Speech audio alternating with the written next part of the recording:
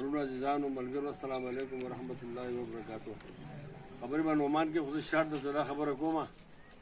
چې الله پاک په قرآن کې فرمایي ان الله لا یغیر ما بقوم حتی یغیروا ما بانفسهم. الله پاک په قرآن شریف کې وایي موږ په ایمان راوړی دی د قرآن په آیات باندې موږ عمل نه کوو بیا مسلمانان نه یو.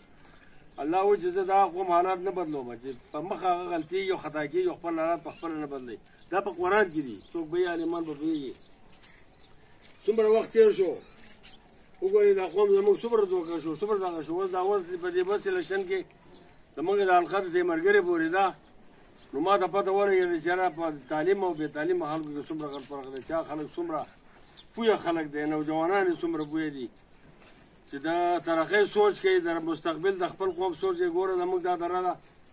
الیاسخیل ته وګوره اباسخیل ته وګوره زموږ خوا دپاره ګاونډ کې رباط دره د هغې روډونه وګوره د دې کارو دا روډونه وګوره د یګ درې هغه وګوره د هوشیرۍ هغه زموږ د تورمنګ د حال مسلمانان والي. نو الله پاک وایي چې تاسو په خپل حال رحم نه کوئ زه د باندې اډو کوم نه. دیډې خو ما دا فیصله کړې ده چې زه اوس د مخ پیم ټیک نه دي زه ګرځېدم نه شم او دا بچی ما ستاسو د خدمت لپاره وقف کړی د دې لپاره چې د دا خلکو مخنیوی وشي چې کوم خلک د قوم په حقیقت کې دشمنان دي دوستان دي د قوم ته نقصان رسوي تکلیف رسوي درد رسوي د هغې مخنیوي لپاره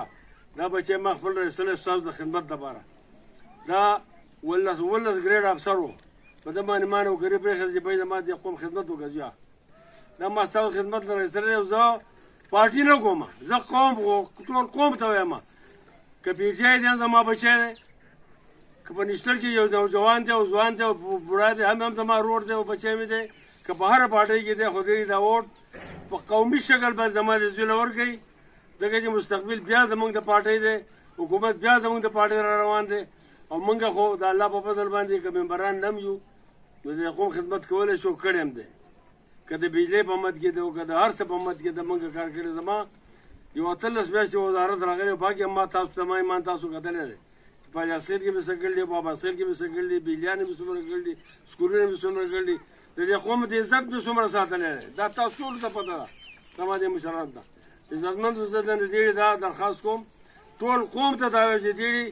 بله پارټي مه کوئ زموږ دې زوی له ووټ ورکوئ او ستاسو د هر خدمت او د مستقبل د ترقۍ د عزت انشاءالله زه ضمانت در کوم د الله په حضور کې زه ضمانت در کوم د هېڅ شي نه به لاندې نه راځي انشاءالله. ډېره مهرباني ډېره شکریه او د دې خپل جاوید ورور د دې خپل ورور شکریه ادا کوم چې دا یو نوجوان دی او د داسې نور هم نوجوانان دي او دغه شان داسې د جرأت فیصله وکړي کته چې څومره نوجوانان دي په هره پارټۍ کې دا او خاص کر د پي ټي آی نوجوانان زما د بچی غواړي په خپله وایي راشه ته نوجوان یې موږ تاله ووټ درکوو. دغه نوجوانان ډېر پوهه خلک دی انشاءالله مستقبل ستاسو دی او ګټي به انشاءالله چې ستاسو د قوم دوا وکړئ. ډېر مهرباني ډېر شکریه.